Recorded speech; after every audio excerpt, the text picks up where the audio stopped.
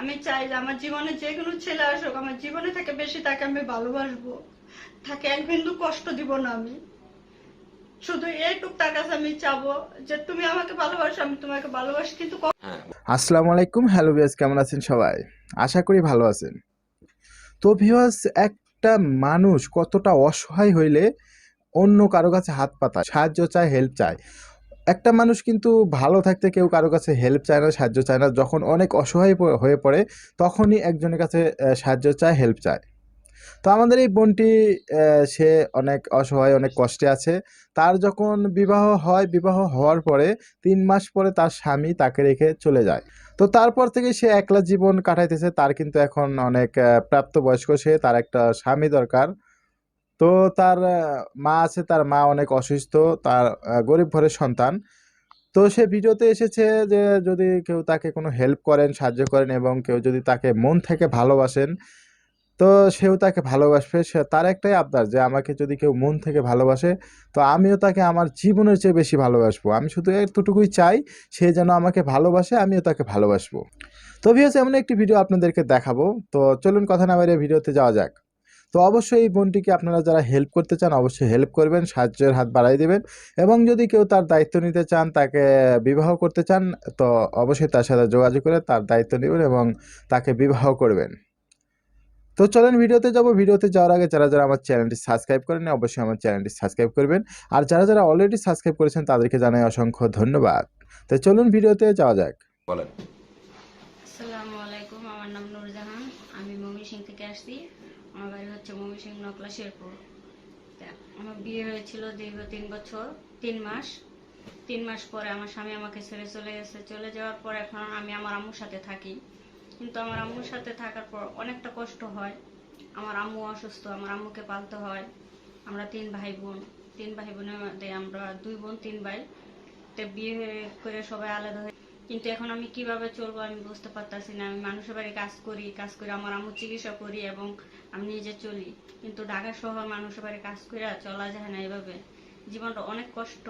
তার জন্য আমি দর্শকের কাছে আমার জীবনের গল্প তুলে ধরছি। আর দর্শকের কাছে আমি কিছু সাহায্য চাই, যে আমার আম্মুকে কিছু সাহায্য করেন। আমার আম্মু অনেক অসুস্থ, প্যারালাইসিসে বড় করে আছে। তা আমি মানুষের বাড়ি কাজ করে আমার আম্মুর চিকিৎসা চালাই এবং ফ্যামিলিতে তো কষ্ট আছে সেটাই ভোগ করি, যে আমার আম্মুরে কিভাবে কি করব। তার জন্য দর্শকের কাছে আমি এটুকু অনুরোধ যে আমাকে কিছু সাহায্য করেন আমার আম্মুর জন্য। আমার আম্মুকে যাতে আমি ভালোভাবে চিকিৎসা করে আমার আম্মুকে সুস্থ করতে পারি। সুপ্রিয় দর্শক, আসসালামু আলাইকুম। দর্শক, আমাদের সামনে যে বোনটি আছে, আসলে প্রথমেই শুনলেন তার জীবনের কিছু ঘটনা। তা আসলে তার বিয়েটা কেন ভেঙে গিয়েছিল, কি কারণে ভেঙে গিয়েছিল, সেই কথাটা শুনবো এবং কি তার জীবনের বাস্তব এবং সত্য গল্পগুলোই আজ আমরা তুলে ধরতে চেষ্টা করব ইনশাল্লাহ। তো আপু, আসসালামু আলাইকুম। আচ্ছা আপু, এই যে আপনি বললেন যে বিয়ে হয়েছিল 3 মাস পরে সংসারটা ভেঙে গেছে, আসলে কি কারণে ভেঙেছে, কেন ভেঙে গেছে, সেই কথাটা একটু যদি বলতেন। বিয়ে পয়সা কে দিবে? আমার ভাইরা কি আর আমার সংসারে টাকা পয়সা দিবে? আমি টাকা পয়সা দিই না জন্য আমার স্বামী আমাকে মারধর করে, অনেক অত্যাচার করে। আমার শাশুড়ি ধরে মারে যে তোর বাবা হইতেন টাকা নিয়ে আস, কিন্তু আমি কোথায় থেকে টাকা আনবো? এদিক দিয়ে আমার আম্মু অনেক অসুস্থ, আমি কিভাবে টাকা আনবো? তার জন্য আমাকে ছেড়ে চলে গেছে আমার স্বামী। আচ্ছা, বিয়েটা যখন হয়েছিল, এটা তো আপনি প্রেম করে বিয়ে বসছিলেন, আপনি কি আগের থেকে পছন্দ করে বিয়ে বসছিলেন নাকি? না, আমার ফ্যামিলি ফ্যামিলিগত কিভাবে বিয়েটা হলো সেই কথাটা একটু বলেন। ফ্যামিলি দেখাশোনা করে বিয়ে দিছে। আমরা যেখানে ভাড়া ছিলাম ওরা ওইখানে ভাড়া ছিল। তে এখানে এরা কথাবার্তা বলে বিয়ে দিছে, কিন্তু ছেলে এমনি ভালো ছিল, কিন্তু হঠাৎ করে এরকম করবে কেউ কি ভাবতে পারছে? না, আমি ভাবতে পারছি যে আমার সংসার এভাবে ভেঙে যাবে। আমাকে অনেক মারধর করছে, অনেক, যা বলার মতন না। আমার উপর অনেক নির্যাতন চালাইছে এই টাকার জন্য আমার স্বামী। অনেক মারধর করেছে? হ্যাঁ। আচ্ছা, তো বিয়ের শুরুতে কি কোনো টাকা পয়সার কোনো কথা ছিল কিনা? না, কোনো টাকা পয়সার কথা ছিল না। বিয়ের শুরুতে কোনো কিছুই ছিল না। হেরা বলছে শুধু আমরা একটা মাইয়া চাই ভালো। আচ্ছা, তারা বলছে শুধু মেয়ে চায় ভালো। তো ভালো মেয়ে চাইতে গিয়ে কি ঘটেছিল? এখন ভালো মেয়ে পেয়েও তারা এখন আমার টাকার জন্য চাপ একটু দিবে। ক্যামেরার দিকে তাকে কথা বলুন। হ্যাঁ, বলেন। টাকা এখন ভালো মেয়ে পেয়েছে ফায়াও হেরা টাকার জন্য আমাকে চাপ দিতেছে, আমি টাকা নিয়ে দিতাম, আবার সে জুয়া খেলায়, তার জন্য বলতেছে আমার টাকাই না দে, নাহলে তোরা রাখবো না, তোরা ছাইরা দিব। তখন আমি বলছি যে আমার বাবা নাই, আমার ভাইরা আমার টাকা দিবে না, আমি কোথায় থেকে টাকা আনবো, আমার আম্মু অসুস্থ, আমাকে কে টাকা দিবে? আচ্ছা, আপনার আম্মু অসুস্থ কতদিন থেকে? আমার আম্মু অসুস্থ আমার বিয়ের আগে থেকেই। বিয়ের আগের থেকে? তখন মোটামুটি একটু চলতে পারতো, কিন্তু এখন একবারে অসুস্থ হয়ে বিছনাত পড়ে গেছে। আচ্ছা আচ্ছা, এখন একবারে অসুস্থ। আসলে আপনার আম্মুর কি সমস্যা? আমার আম্মুর প্যারালাইসিস হয়েছে।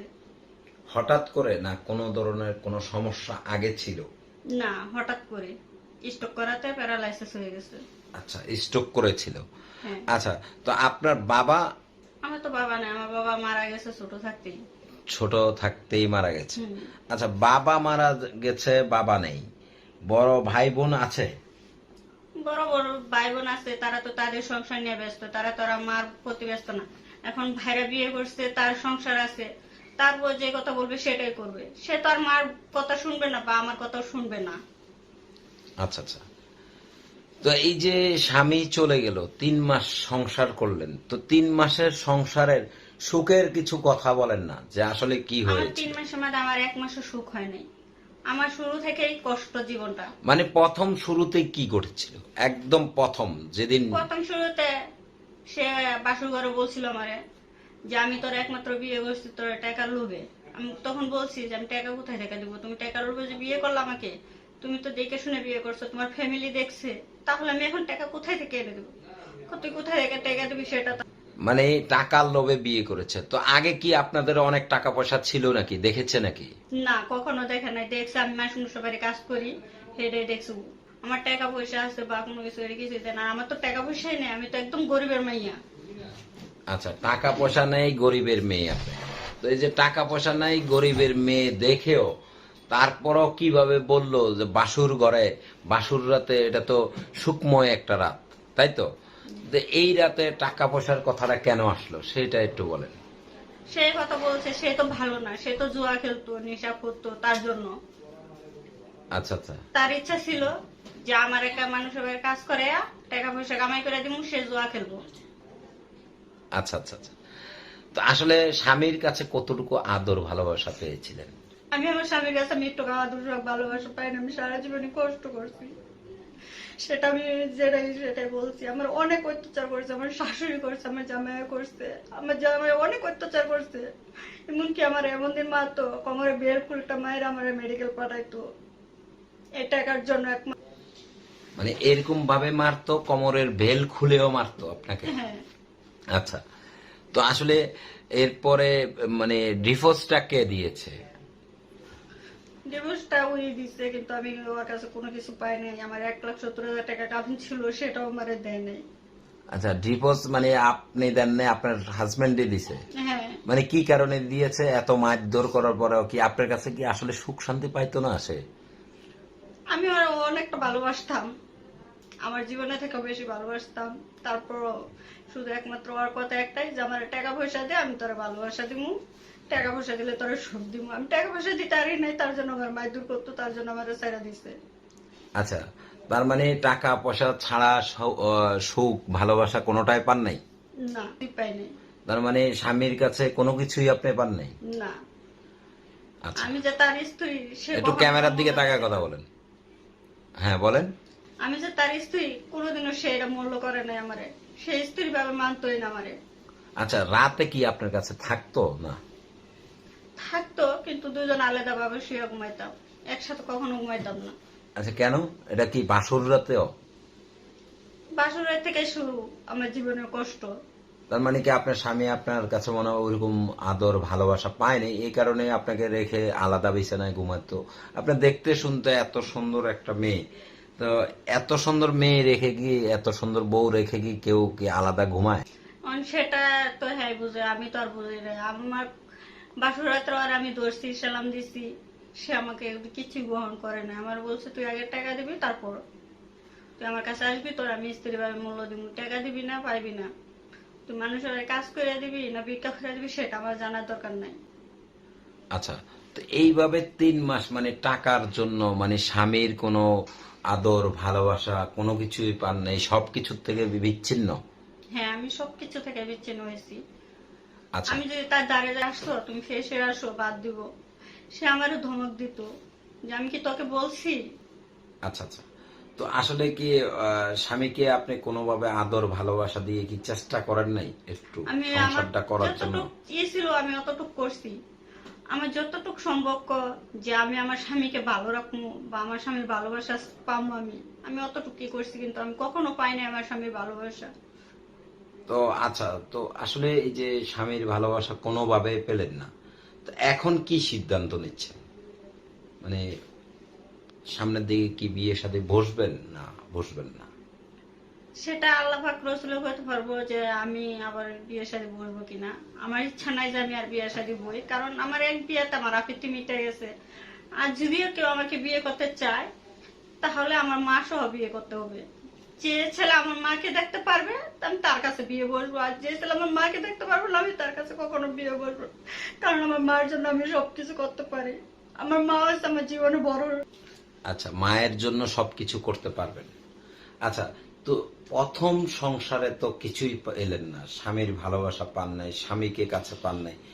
এরপরে যে বিয়েটা বসবেন তার কাছে কি মানে সেই স্বামীকে কিভাবে ধরে রাখবেন সেরকম কোনো চিন্তা ভাবনা আছে?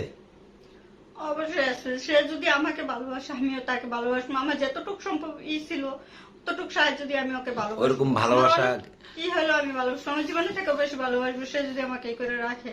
ওরকম ভালোবাসা আছে আপনার মনে? হ্যাঁ, অবশ্যই আছে, ভালোবাসা থাকবো না কেন। আমি চাই যে আমার জীবনে যে কোনো ছেলে আসুক, আমার জীবনে থেকে বেশি তাকে আমি ভালোবাসবো, তাকে এক বিন্দু কষ্ট দিব না। আমি শুধু এইটুক তার কাছে আমি চাবো যে তুমি আমাকে ভালোবাসো, আমি তোমাকে ভালোবাসি, কিন্তু কখনো আমার মাকে তুমি অবহেলা করো না। কারণ আমিও তোমার মাকে অবহেলা করবো না। আমার মা মানে তোমার মা, তোমার মা মানে আমার মা। আমি এই কথাটা সবসময় চিন্তা ভাবনা। আচ্ছা, তো দর্শক আপনারা শুনলেন এই বোনটির জীবনের কথা। আসলে মায়ের জন্য কান্নায় ভেঙে পড়ছে। তো আসলে যদি কেউ বিয়ে শাদী করতে চান, একান্ত আপনাদের নিজস্ব ব্যক্তিগত ব্যাপার। ইউটিউব কর্তৃপক্ষ আসলে কারো বিয়ে শাদী দিয়ে দেয় না, কারো বিয়ে শাদীর বিষয় কিছু বলে না। আপনারা জিজ্ঞেস করেন বিদায় আমরা বিয়ে শাদীর কথা বলি। তো আপু, আসলে আপনার সাথে যোগাযোগের কোনো ব্যবস্থা আছে? হ্যাঁ, অবশ্যই যোগাযোগ আছে, আমার মোবাইল নাম্বার আছে। তো আপনার ফোন নাম্বারটি একটু বলেন। তো এই নাম্বারটি দিলে অনেকে ভালো বলবে, অনেকে খারাপ বলবে, অনেকে অনেক ধরনের কথা বলবে। সবকিছু জেনে শুনে দিতে চাচ্ছেন? হ্যাঁ, সবকিছু জেনে শুনে আমি দিতে চাচ্ছি। আচ্ছা, তো বলেন নাম্বার। আপনার নাম? জান। আচ্ছা, তো দর্শক যারা নূরজাহানকে সাহায্য সহযোগিতা করবেন, আপনারা নিঃস্বার্থে সাহায্য করবেন। আর যদি কোনো স্বার্থ, কোনো ধরনের কোনো বিয়ে শাদীর বিষয় নিয়ে মোটা অঙ্কের টাকা পয়সা কেউ দিয়ে দেন, তাহলে বুঝে শুনে দিবেন, যাচাই করে দিবেন আপনাদের নিজ দায়িত্বে। তো আপনারা সকলেই ভালো থাকবেন, সুস্থ থাকবেন। তো আপু, আপনার কি দর্শকের উদ্দেশ্যে কিছু বলার আছে? আমি দর্শকের কাছে কি চাবো, দর্শকের কাছে এটাই চাওয়া যে আমাকে কিছু সাহায্য করবেন এবং আমার আম্মুকে কিছু সাহায্য করেন। আমি এটাই চাই। আর যদি কেউ আমাকে বিয়ে করতে চান তাহলে আমার আম্মুকে সহ আমাকে বিয়ে করতে হবে। এটাই আমার দর্শকের কাছে চাওয়া। তো ঠিক আছে আপু, ভালো থাকবেন, সুস্থ থাকবেন। আল্লাহ তো হাফেজ। ভিউয়ার্স, কেমন লাগলো ভিডিওটি? আশা করি পুরো ভিডিওটি মনোযোগ সহকারে দেখেছেন। তো যদি ভিডিওটি ভালো লেগে থাকে অবশ্যই ভিডিওটিতে একটা লাইক দিবেন আর ভিডিওটি আপনার বন্ধুর কাছে শেয়ার করবেন। তো আজকের মতো এখানে শেষ, পরবর্তীতে আবার দেখা হবে যে কোনো নতুন ভিডিও নিয়ে আপনাদের মাঝে হাজির হব। খোদা হাফেজ।